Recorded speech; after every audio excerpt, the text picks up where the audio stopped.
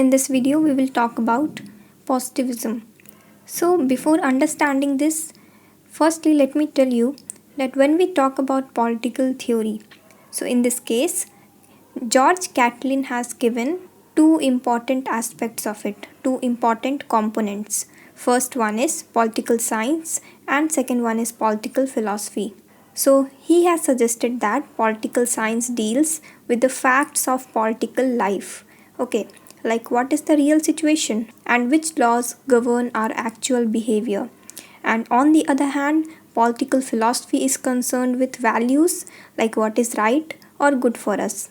So now since you know the background of this topic, now it will be very much easy for us to understand that how positivism and logical positivism is important in terms of political theory. So what is positivism? Positivism refers to the view that relies on scientific method as the only source of true knowledge, and it rejects superstition, religion, and metaphysics as pre-scientific forms of thought. So it holds that all knowledge is ultimately based on sense experience, that is, the experience gained through sight, sound, smell, taste, and touch. Hence, the method used in the natural sciences like physics, chemistry, biology, these are the methods which are adopted for any genuine inquiry in the field of social sciences. So, there is a divide in political theory between political science and political philosophy. So, the champions of positivism sought to build political science and other social sciences on the foundations of methodology of natural sciences, that is physics, chemistry, biology, and many more. And then comes the exponents of logical positivism. So, what do they say? So, firstly, let me tell you that logical positivism refers to a school of thought which was founded by German sociologist Max Weber and the members of Vienna Circle. So, it was founded in the early decades of the 20th century, and it holds that reliable and valid knowledge in any field of inquiry can be obtained only by empirical method, that is, the observation based on sense experience. So, they are mainly arguing that evaluative statements have no empirical content or logical structure.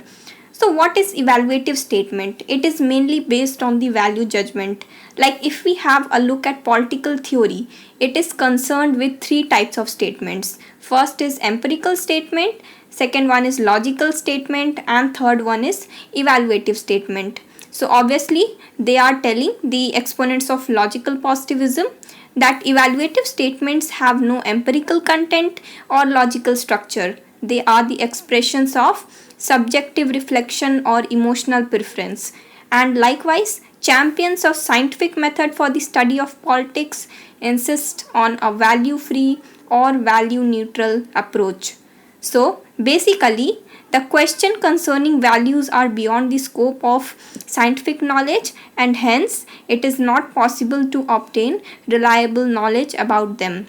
So basically what we can conclude from this is that the exponents of positivism and logical positivism, they were against the political philosophy, that is those which are based on the evaluative statement. So they were highly arguing that political philosophy is not good, and according to them empirical statement is what is most important, and hence the political science is the one which has to be given more emphasis, which has to be given more importance, and the political philosophy which is concerned with moral and substantive dimensions of politics is not enough to study the politics, and hence the scientific method is the most important thing. So this is all about this video. I hope you learned something. So thank you so much for watching.